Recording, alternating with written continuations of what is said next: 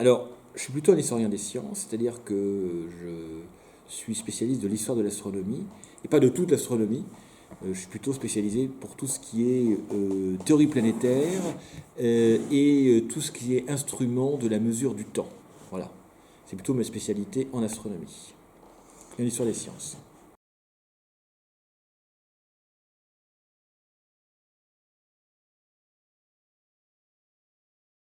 Alors, en général, on ne travaille plus tout seul dans son coin.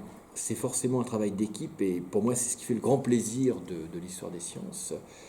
Par exemple, si je parle de l'ouvrage de Copernic, le De Revolutionibus, c'est 40 ans de travail, c'est un travail d'équipe où il a fallu associer des spécialistes de l'histoire des textes, des philologues, des gens qui connaissent l'astronomie, les mathématiques. Donc c'est un travail collaboratif parce qu'un historien des sciences aujourd'hui n'est pas omniscient.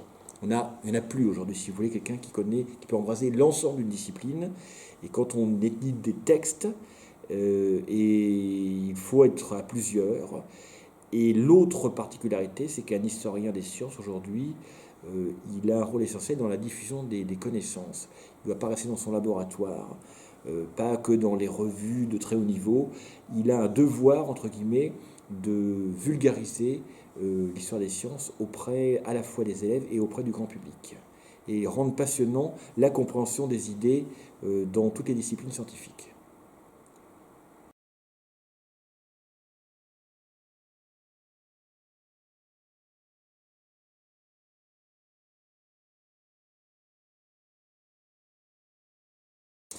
En fait, dans ma carrière, j'ai eu 3 maîtres. 3 maîtres. J'en ai eu un, quand j'ai rencontré, j'avais 16 ans. Lui avait plus d'un demi-siècle que moi. Il était né en 1910. Et cet homme, c'était Robert Sagot. C'est lui qui m'a donné l'envie de m'intéresser vraiment à l'astronomie, et en particulier à la gnomonique. C'était mon maître en gnomonique. Grâce à lui, j'ai rencontré un deuxième maître, Bruno Morando, qui était astronome, qui était directeur du bureau des longitudes, et qui m'a vraiment appris l'astronomie finement, et tout ce qui concerne la mécanique céleste et l'astronomie fondamentale.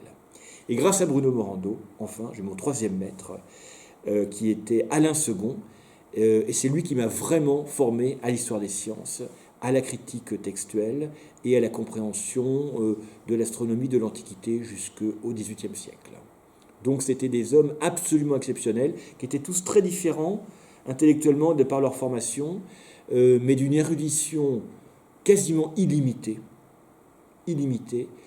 d'une très grande générosité intellectuelle, et des gens comme vous et moi, facilement approchables, pas du tout dans leur tour d'ivoire, assez méprisants et hautains comme on peut en voir chez certains, des gens vraiment d'une gentillesse et d'une générosité que je regrette, car évidemment aujourd'hui ils ont disparu malheureusement, et on se sent toujours un peu en fait orphelin face à ses maîtres.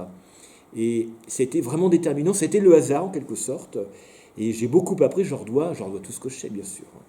Je pense qu'un jour d'ailleurs, on devient un maître, si vous voulez, quand on n'a plus de maître. On se sent, je l'ai dit, orphelin, et c'est pas toujours évident de vivre cette disparition parce que on n'a plus de filet, si vous voulez, et un jour on vous dit mais c'est vous le maître. Et ça fait bizarre. Et l'autre particularité, si je l'ajoute, c'était non seulement des savants d'une érudition incroyable, c'était des gens très modestes. Une grande modestie, et qui avaient une pensée un petit peu hétérodoxe, qui était en dehors des chemins battus, euh, qui n'était pas forcément dans le système universitaire, et qui étaient très attachés à la transmission de leur savoir pour que ça ne se perde pas, d'avoir un successeur en quelque sorte. Je suis je crois que j'étais pas fait pour le système scolaire. Je crois que j'étais plutôt fait pour une relation maître-élève. Ça a très bien fonctionné avec moi. J'ai appris énormément de ces gens-là dans tous les domaines et j'estime que j'ai eu énormément de chance de les croiser dans ma vie.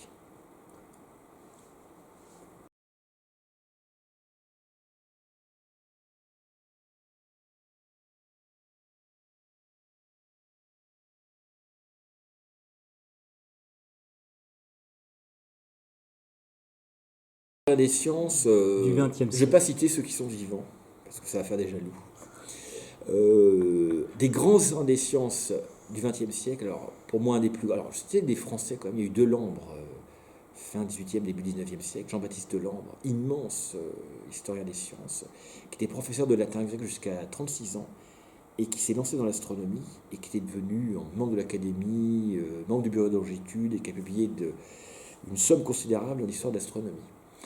Il y a eu un déclin après Delambre, en histoire des sciences en France. On a eu quand même Alexandre Coiré, grand historien des sciences français, René Taton, qui a publié 2 volumes remarquables sur l'histoire des sciences dans toutes les disciplines. Du point de vue mondial, je pense qu'un des plus grands historiens des sciences du XXe siècle était autrichien et ensuite américain, c'était Otto Neugebauer, immense savant, comme on n'en fera plus, qui connaissait aussi bien le babylonien, le grec, le latin, l'égyptien, qui a fait faire des progrès, mais stratosphériques en fait à l'histoire de l'astronomie et à l'histoire des mathématiques. Et puis, pour parler comme d'un grand historien des sciences, un grand monsieur vivant aujourd'hui, en mathématiques, c'est Rochdi Rached, que je connais aussi très bien, et qui lui est plutôt dans la partie mathématique, et puis celui qui fut mon maître, donc Alain Segond, qui était plutôt un spécialiste du néoplatonisme et de l'astronomie de la Renaissance. Voilà, des gens qui ont fait vraiment progresser le savoir et la diffusion également du savoir autour d'eux, et qui ont beaucoup apporté à l'histoire et à la science en même temps. Car ils avaient cette particularité d'être à la fois des historiens et en même temps des scientifiques. Polyglotte aussi. Alors, Alain Segond, alors c'est le cas de Rochdi Rached évidemment, c'est le cas de Neugebauer. Alain Segond lisait le grec et le latin dans le texte, et un jour il était à côté de moi en train de lire du grec dans un texte, je crois que c'était du Galien. C'était un texte de Galien, et je lui dis mais tu n'as pas besoin, tu ne prends pas le dictionnaire. Il me dit mais pourquoi faire? Mais ça m'a déprimé parce que je me suis dit oh là là, j'y arriverai jamais, parce que pour faire l'histoire des sciences, il faut quand même faire du latin, faire des langues essentielles, faire du grec. Alors certains après se spécialisent dans le syriaque, dans le cunéiforme, mais faire de l'histoire des sciences, surtout ancienne, ça nécessite évidemment d'avoir une connaissance précise, parce qu'on va éditer des textes, on va travailler sur des textes. C'est ça l'histoire des sciences, c'est pas faire du recopiage, ce qu'il y a dans Wikipédia ou dans l'Encyclopédie Universalis. Comment travailler sur des textes de l'époque et comprendre leur transmission, et c'est pas toujours facile. Donc ça demande une érudition absolument incroyable, et je suis béat d'admiration devant tous les savants que je viens de citer. Je ne leur arriverai jamais à la cheville d'ailleurs, j'en suis intimement persuadé. Très bien.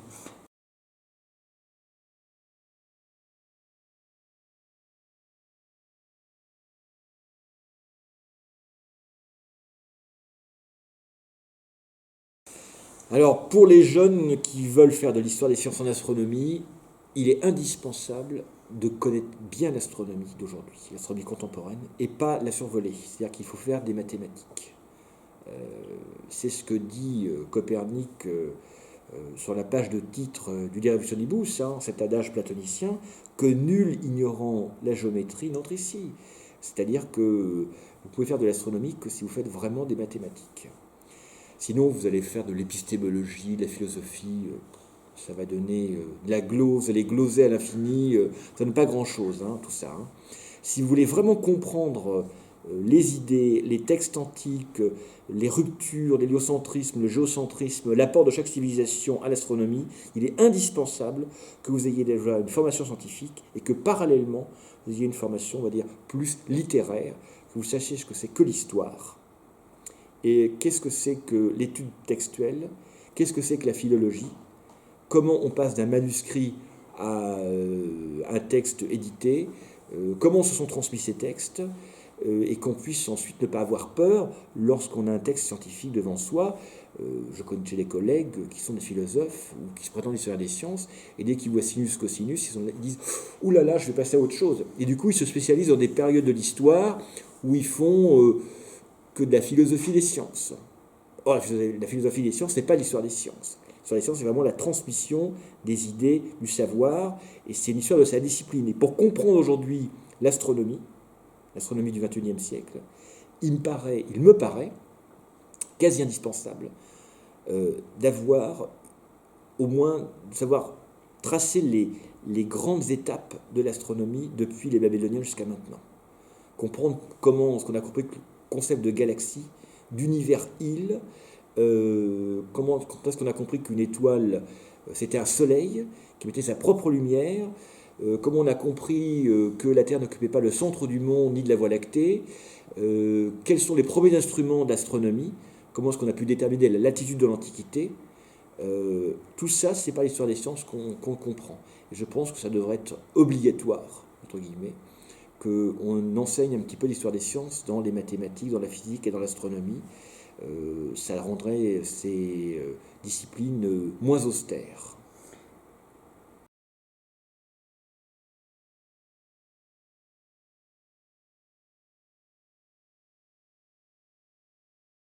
Alors, l'astronomie d'amateur, en fait, elle naît au XIXe siècle. Et c'est une des rares disciplines qu'on veut pratiquer chez soi ou dans un club. Il ne faut pas rester isolé. Il ne faut pas rester comme Copernic dans son coin. Ça donne beaucoup de plaisir de pratiquer l'astronomie en tant qu'amateur. Et ça fait progresser également l'astronomie professionnelle. Pendant longtemps, par exemple, on avait ce qu'on appelle les variabilistes. Il n'y a plus aucun astronome professionnel aujourd'hui qui s'intéresse quasiment aux étoiles variables. Pendant très longtemps aussi, on avait beaucoup d'astronomes amateurs qui s'intéressaient aux mesures d'étoiles doubles, parce que c'est ce qui permet de déterminer les masses d'étoiles. Aujourd'hui, il n'y a pratiquement plus personne qui s'occupe de ça. Alors qu'on a encore des amateurs qui sont ce qu'on appelle des duplicistes, des variabilistes, d'autres qui s'occupent, comme moi, de gnomonique, d'autres qui s'occupent de cosmologie. Alors, ils le diffusent auprès des publics, auprès des élèves, ce que les astronomes professionnels n'ont pas toujours le temps et le talent pour certains de faire. Et donc il y a une interaction forte entre l'astronomie professionnelle et l'astronomie d'amateur, et beaucoup de mes collègues sont très attachés à diffuser leurs connaissances et ont beaucoup de plaisir à être avec des astronomes amateurs. Et beaucoup d'aujourd'hui d'astronomes professionnels ont commencé en tant qu'amateur. Je pense que commencer l'astronomie en tant qu'amateur, ça peut devenir une passion, mais ça peut susciter également des vocations et se dire « je veux que ma vie soit consacrée à l'étude du ciel ».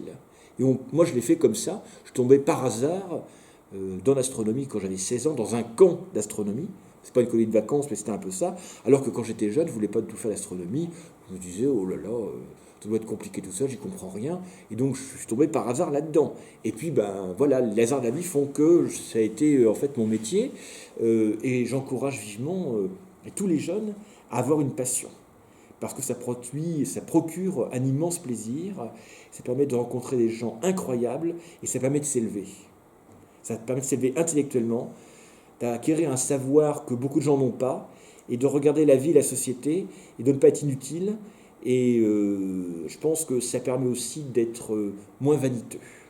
Ce que devraient faire beaucoup de nos hommes politiques, c'est regarder dans un télescope la planète Saturne, les cratères lunaires ou une nébuleuse planétaire. Et alors, s'ils ont compris ce que c'est, je pense qu'ils comprendront qu'on n'est vraiment rien et qu'on doit tout faire pour profiter de la vie, avoir une vision épicurienne de la vie, protéger notre planète et avoir foi dans l'humanité qui quand même, malgré tous ces chaos, quand même avance vers la connaissance.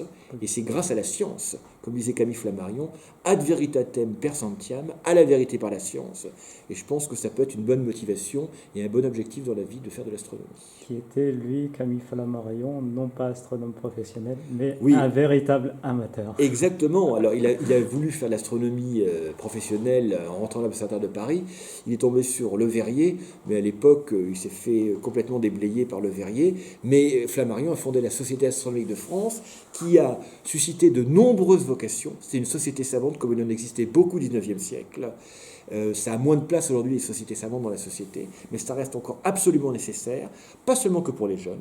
Je pense que des gens qui sont arrivés en retraite, qui ont acquis beaucoup de connaissances, peuvent se rendre utiles et ont encore envie d'apprendre des choses, et c'est au sein de ces sociétés savantes qu'ils peuvent encore cultiver leur savoir.